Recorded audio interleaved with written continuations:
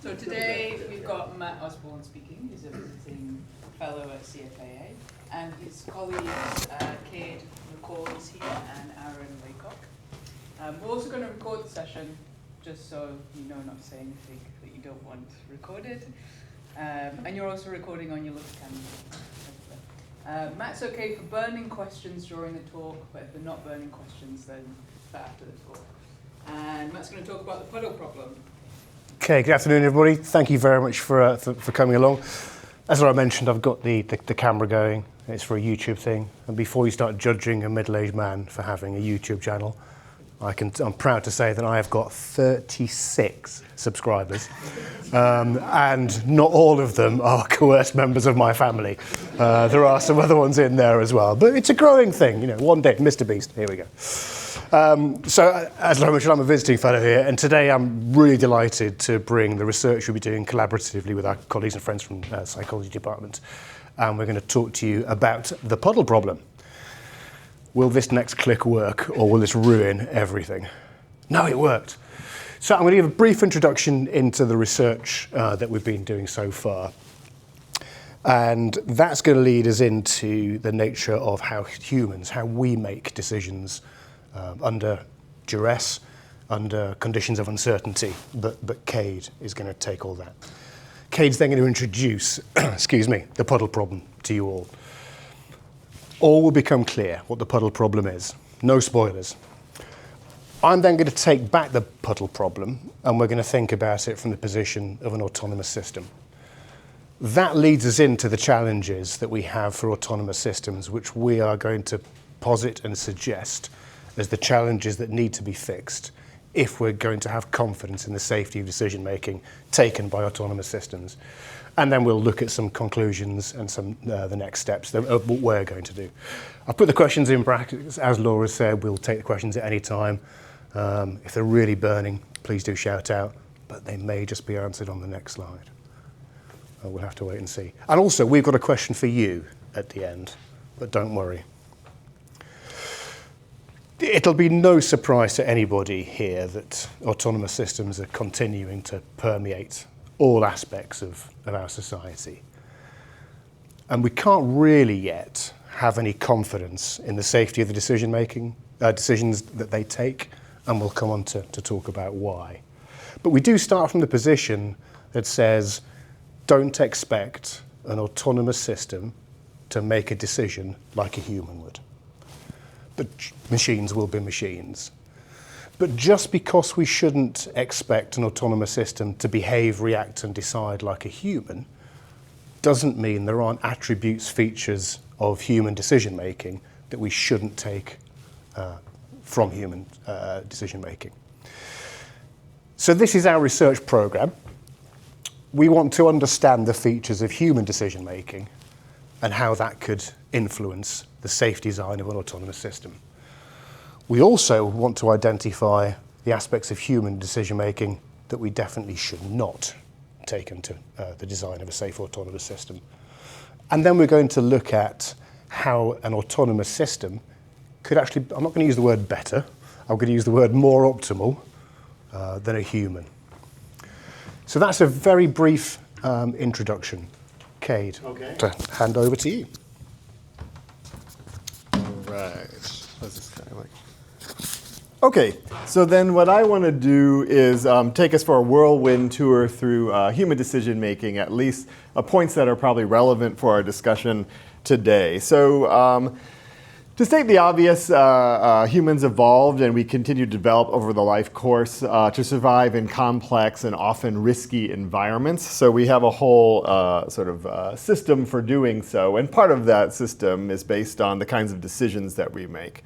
And as Matt was just talking about, human decision-making processes or approach to decision-making might not be ideal in every aspect for autonomous systems, but also in line with what Matt was saying, the nature of human decision-making and the processes involved reveals something about the challenges that humans face in a complex world. So that's one of our assumptions, is that we can learn something about the demands of real-world decision-making based on looking at the mechanisms that humans possess to make decisions in these environments.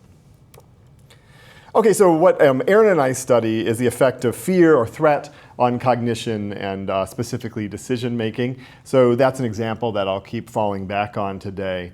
And so we're interested in the ways in which being in a threatened state or a fearful state affects cognition. It affects the kinds of decisions that we make. Now, we might not want autonomous systems to, quote unquote, experience fear, but the existence of fear and its profound influence on cognition suggests that switching into a fearful state has some kind of advantages for human cognition in threatening settings. So we're interested in those kind of effects and thinking about how they might apply to autonomous systems who move in and out of safe and threatening situations. Okay, so let me then jump to the side and describe to you the puddle problem itself. So the puddle problem, from the human perspective, is that you're driving down, let's say it's a country road, you're a driver, it's a human-operated car, and then you encounter a very large puddle that's of uncertain depth, and it spans the entire width of the road. So you have a decision in front of you. Are you going to drive over the puddle, or are you going to turn around? And you don't know how deep the puddle is. You've never been on this stretch of road before. So it could be a massive 2-foot pothole. We are in England. Or it could just be water sitting on the surface.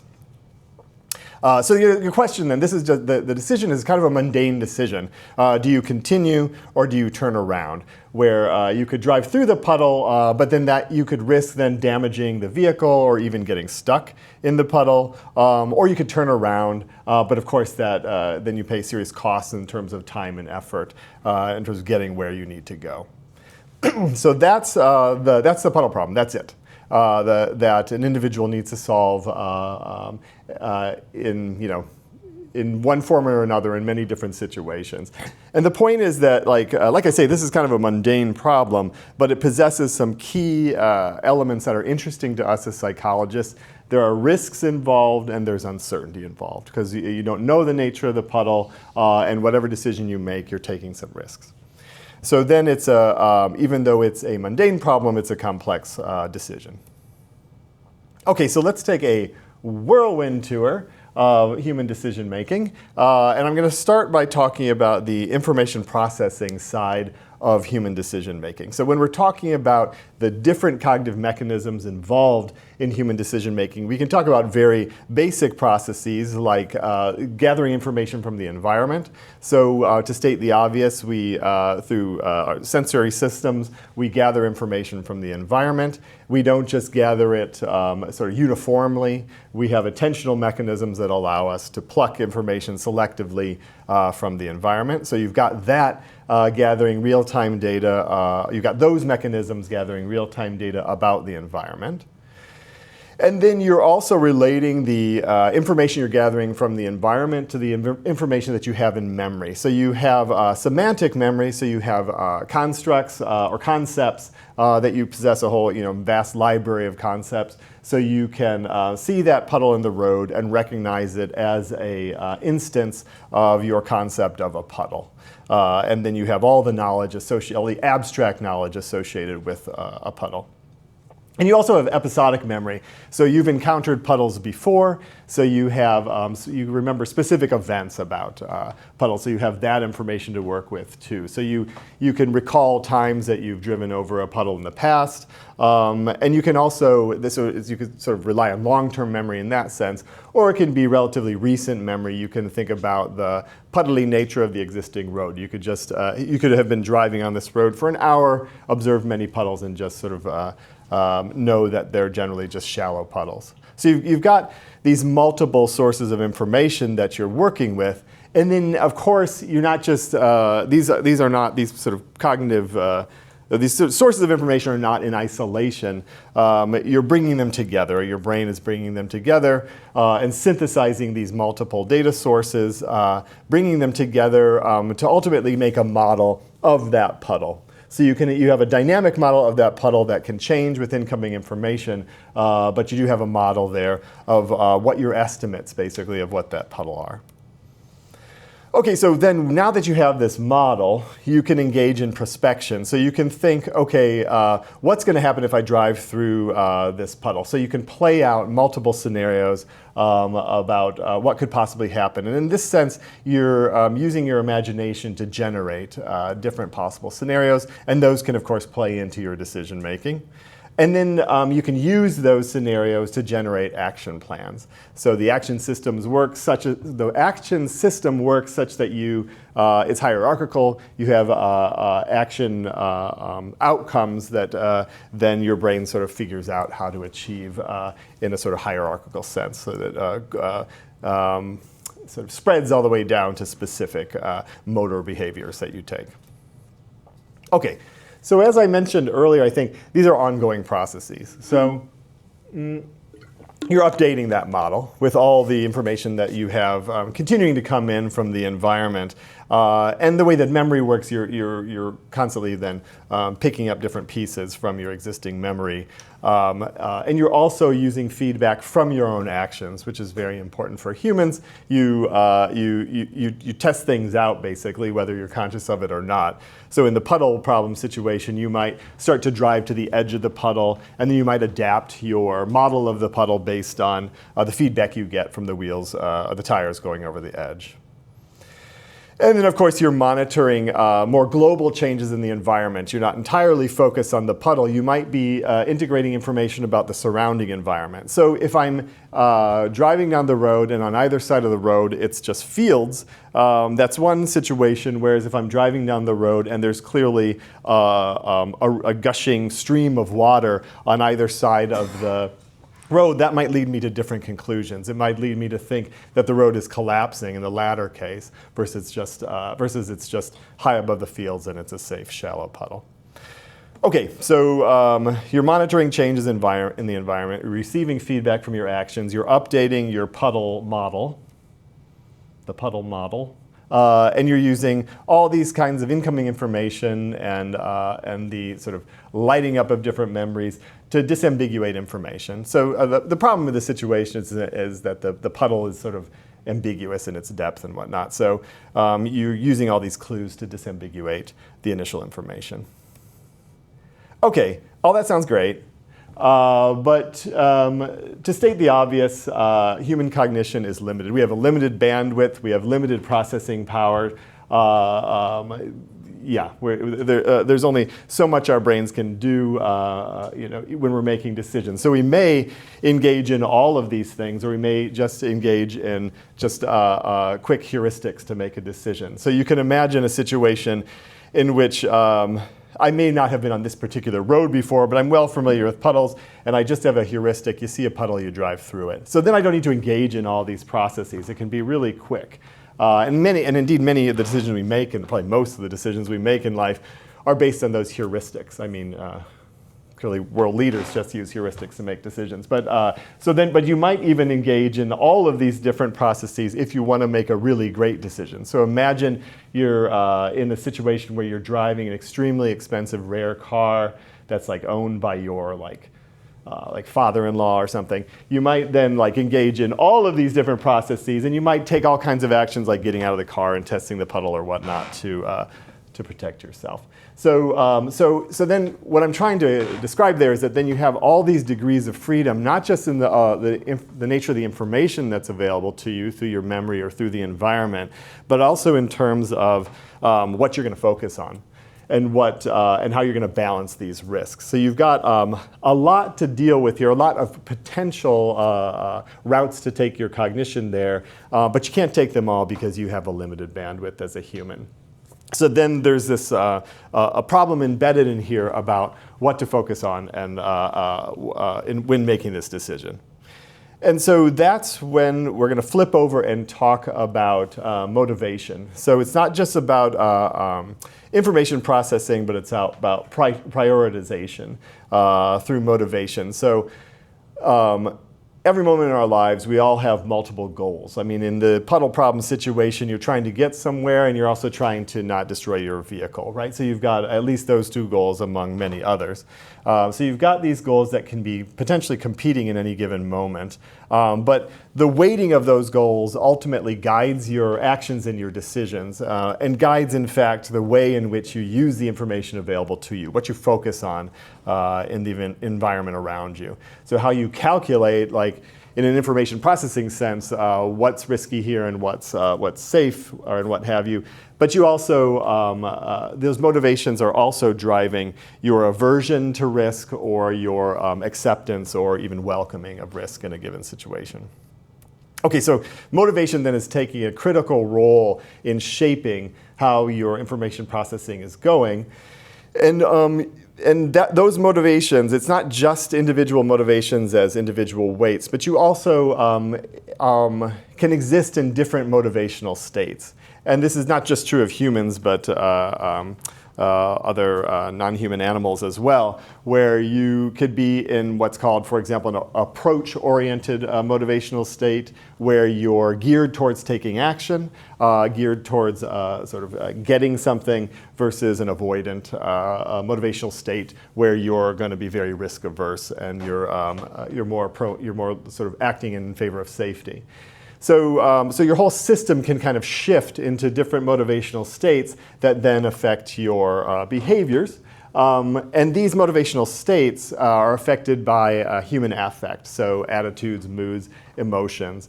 And that comes back to the topic that Aaron and I study, the effect of fear or threat on cognition. And the idea is that when something like being in a threatening situation, a situation that you know is dangerous, those situations totally change your motivational state, and that changes all kinds of the basic processes that I talked about in the previous slide. So the nature of your attention changes, so you have a more, you can, if there's a clear and present threat in the environment, your attention focuses and you narrow in on that threat. If you're in an ambiguously threatening environment where you know there are hazards around, your attention expands and you have a wider focus of attention. So even at that basic level of attention, things change with motivational shifts. The memories that you pull up change, and if you're in different motivational states, so you might draw more threat-related memories from your store. And the nature of the events you're forecasting changes. So, for example, Aaron and I work with Marines, and they talk about, so if they're in a patrol situation where it's a threatening environment, but it's not clear where the threats are coming from. There's a lot of event forecasting, a lot of that prospection, generating ideas about what dangers might be present in the scene. Threat, again, is going to amplify that. And those approach or avoidance motivational states are going to facilitate automatically different action tendencies to move forward as opposed to withdraw, for example. Okay, so the point being that then motivation is not... I'm not trying to set up like a sort of classic Western distinction between rationality and feelings or something like this. What I'm talking about here is that motivation is embedded within cognition in a way to turn off and turn on different mechanisms so that a system that has limited capacity can respond appropriately to different high-risk or low-risk environments. So they're working together here, motivation and cognition. And I think that's all I need to say. I'll pass you. Oh, actually, no, Aaron, did you want to, because this is the work we do together, so I wanted to pass Aaron the mic if he wants it. For me, just going all over and just highlighting this role of perception. So when people think about that, I think they talk about generating hypotheses based on the training set, essentially.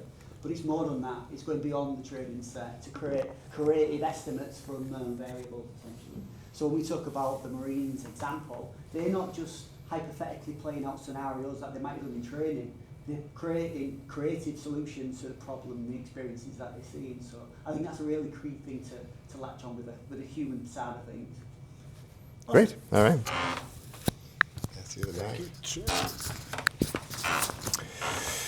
Okay, thank you. So now we're going to return to, I've got this in the way, we're going to return to the same puddle problem. But this time, the car isn't a human driver. The car is fully in control of an autonomous system. And the more astute amongst you will have noticed there's actually 2 people sat in this car. But as a proud Yorkshireman, it is totally abhorrent, the thought of me buying pictures. So these are the free ones that I could get from Unsplash. So suspend disbelief, this is an autonomous vehicle. So to make a safe decision, the autonomous vehicle, when confronted by the puddle, still has to balance the risk of damage to itself and the reward of saving time. But of course, human decision-making, as Cade's eloquently articulated, is intrinsic, and the risk estimation is all dependent on motivation, be that internally or externally. But of course, an autonomous system does not possess motivation. So how does an autonomous system make decisions? This is a very, very simple SUDA loop. We have the sense, understand, decide, act. So the sensing part of it, it will take information from its sensors, it will perform object detection, it will identify items in the environment. In understanding, it might classify those objects, it could perform localization, and then for the decision, it could then decide to alter the speed and or direction. And that's all an autonomous system can decide to do. It can affect its speed and or direction, nothing more. And of course, it then acts. The autonomous system might have some kind of dynamic planning software in there, but that's going to be wholly dependent on the range of their maps and, of course, the range of their exteroceptor sensors on the vehicle. So, having come across the same puddle, what does it do? Well, of course, an autonomous system doesn't have any concept of puddle. A puddle means nothing. But of course, it may be able to detect a body of water, depending on the sensor fit and its internal algorithms. But it needs to balance that risk of crossing the water, the puddle, and damaging itself, should it cross. So to estimate, it's unlikely, unless this autonomous system was designed as an amphibious vehicle, that it's got any kind of means of actually measuring the depth of water. So now it should really estimate the depth of the water. So to do that and estimate the depth, the autonomous system will need some kind of understanding of the topology of that road. It'll also need to have an understanding, really, of the current state of repair of that road and recent rainfall amounts, perhaps. But all of these data sets, of course, need to be amalgamated in order to help it make that decision. So it has to combine all of these disparate data sets, the environmental conditions, the road data, the topology, and then having made the decision to cross and try and traverse that puddle, it needs to decide whether it's safe to do so as it goes along, dynamic in real time. It may be pre-programmed with a safe depth limit perhaps, but of course it needs to then think about what damage it could do to itself, its powertrain, its chassis, its sensors even.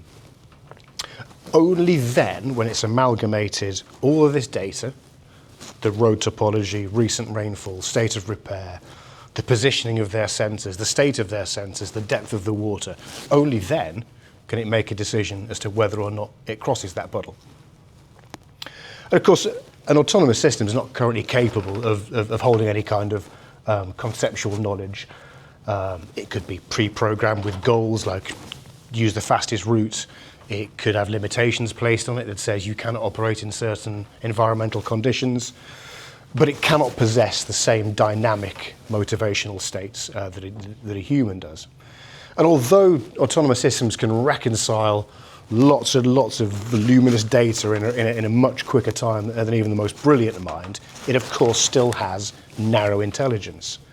And this narrow intelligence is one of the key challenges to the safety of decision-making taken by autonomous systems. So here are the 9, we're going to present 9 challenges to you now, and they're presented as scenarios. And these scenarios, we argue, a human is capable, in theory at least, of making an appropriate and a safe decision. They may not possess the same attributes as that decision-making that a human has, but that doesn't detract from the need for the autonomous system to be able to solve these challenges in order to assure safety. So let's have a look at them one by one, and you can be amazed by my choice of pictures. Any guesses what we're going to talk about here? That's right, it's a chicken. Black swan events. So the scenario here is the driver has successfully navigated the puddle, circumvented it, and he's driving along. And the driver sees in the sky a fiery ball. And the driver recognises this fiery ball as a meteor. And he recognises, I said it was a black swan event, and he recognises that this meteor is perhaps on a collision course or coming down somewhere where he or she is driving towards. So the driver knows it's a meteor. He's never seen one before. So his knowledge could be on fictional basis, fictional events that he's seen. But somehow in this black swan event, a human is, in theory at least, able to make an appropriate and a safe decision. So this one is the synthesis of the challenge here is, does an autonomous system, I'm going to have to read from here because there's lots of psychology words in it, disparate but related data sources and translate them into information used for risk estimation, and this is the extrapolation. So a human driver has the ability, as Kate has much more eloquently expressed than I can, have been able to amalgamate all these disparate data sources. They understand the topology of the road, they understand the recent rainfall, they may even know the recent evaporation rates. They can actually make a judgment on the quality of the road through vision and sound. They can hear how it goes, they can feel it. They'll have a good idea of the friction levels of the road because they can feel that through the vehicle.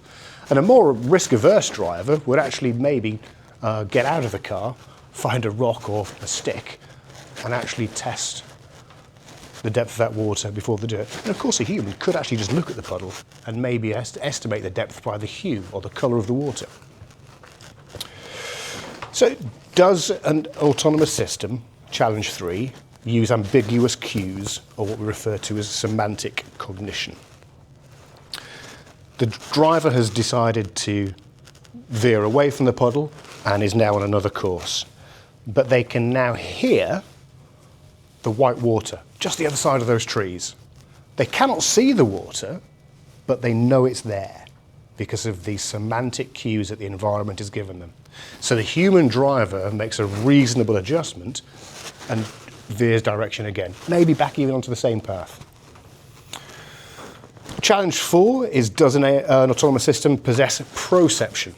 And proception of the scenario here is that actually in this road, and Kate has hinted at it, the driver may be aware that all these puddles are actually indicative of real torrential recent rainfall, and these are actually potentially sinkholes, and this road could be close to collapse. So can an AS possess proception? Next slide. So this is challenge 5. Does an autonomous system know where it went wrong? The driver is driving along, and ahead of a mountain, they come to a fork in the road. They decide to take the left fork. Both forks seem to perfectly circumnavigate the mountain, so they opt for the left-hand side. Initially, all is going well. But then gradually over time, the state of the repair of the road decreases, and actually driving is becoming more and more difficult, and this is really turning into a dirt path. The human driver recognises they've made a mistake, stop, turn round, come back, take the right fork. Does an autonomous system monitor its actions and reactions in the face of a changing environmental state and/or changes in its own system health? Having left the puddle kilometres behind them, the driver now notices a sign in the road warning him of 5 kilometres worth of tunnels 2 kilometres ahead. But they've noticed that the main beam is no longer working on the vehicle. So instead they opt to avoid the tunnels and instead take what they perceive to be a well-lit route with lots and lots of SOS areas at the side. Instead. The next challenge is, does the autonomous system balance risk and reward with regard to decision making? So having decided to take that course to avoid the tunnels, the driver now recognises that actually the street lights are becoming more and more sporadic. He's still got the problem with his main beam, and actually the SOS areas are quite few and far between. They actually got an elderly relative in the car who's actually becoming really quite agitated because of the levels of darkness and because of the lack of lights. So the human driver makes a decision to pull over at the nearest service station and call the AA or the RAC or green flag. Does an autonomous system truly learn from experience?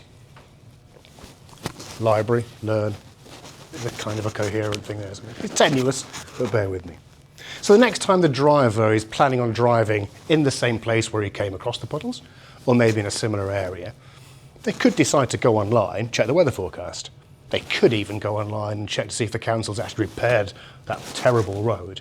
And if they haven't, they could decide to travel at a different time, travel earlier, avoid the area altogether, because they have learned from experience of what it's like to drive on that particular road. And the final one is, challenge 9, is does an AS possess prospective? Driving along, the driver notices that he's about to start driving down an avenue that has 40-foot trees on either side. He can see these trees violently moving in the wind, and that wind's been buffeting the car for some time. Now, this driver's never seen a tree fall, never witnessed it, but he's seen on the local news that actually the damage that can be done by recent tree falls. So because the human driver possesses prospective, they decide not to drive down that tree-lined road. So some of these are fantastical in parts, some of them are mundane, but we argue to you today that until these challenges are solved, and we make no claim whether they are solved, they could be solved already in part or in full, our position is until these 9 challenges have been solved, we haven't fixed the puddle problem, and we haven't assured the safety of decision-making taken by autonomous systems. There are, of course, other challenges associated with the safety of autonomous systems, and they're mainly linked to artificial intelligence. And I'm going to take a very quick drink of water because I realise I've been talking fast. No questions. I'm amazed. Everyone's either asleep or bored. Or both. So the limitations that are associated with artificial intelligence is that actually safety engineering of any cognitive architecture of the last 3 decades has not been successful. Artificial intelligence is not intelligent enough to deal with complicated traffic scenarios in this case well. And actually most decision-making algorithms only focus on a single scenario, and they cannot be extended and scaled up to cover multiple scenarios, dynamic scenarios, multiple needs for decision-making. We've mentioned that artificial intelligence has very narrow intelligence, and it tends to get flummoxed by outliers. Despite the processing efficiencies, AI is bound by the limitations of the inaccuracies of its data. Good in, good out. You can think of a ruder version. An AI can only really identify the codifiable dependencies that are present in the historical data and their training data. When presented with something that's not out of that, that's something that the programmers haven't explicitly designed into that algorithm, it is very, very weak. So here we are at the conclusions. We've mentioned that autonomous systems continue to permeate all aspects of society, but we can't yet be confident in the safety of decisions taken by autonomous systems. So we've created the Puddle Problem to assert the aspects of human decision-making which an autonomous system should be capable of replicating in whatever manner if we are able to hold these decisions taken as being safe. And it's a hypothetical scenario, but we're using that to describe the ways by which a human currently does it successfully and an autonomous system should be capable of replicating. We present the 9 challenges I've gone through with the amazing pictures, and we've used these 9 challenges as a rallying call. We are not going to fix this in our silos. So this is a rallying call for collaborative research between computer scientists, safety scientists, and psychologists to work together to fix the puddle problem. We know there are aspects of human decision-making which we cannot yet be certain that an autonomous system should adopt. Motivation, fear. But there are certainly things that they should adopt for it to be safe.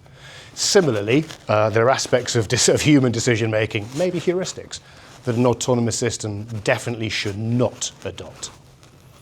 But for our part, we're now going to embark on the next stage of our research, which is to identify aspects of human decision making aspects of human decision making that autonomous systems should not adopt, and more importantly, why. Thank you very much for your attention. Oh, I'm 4 minutes early for questions. That is awful skills.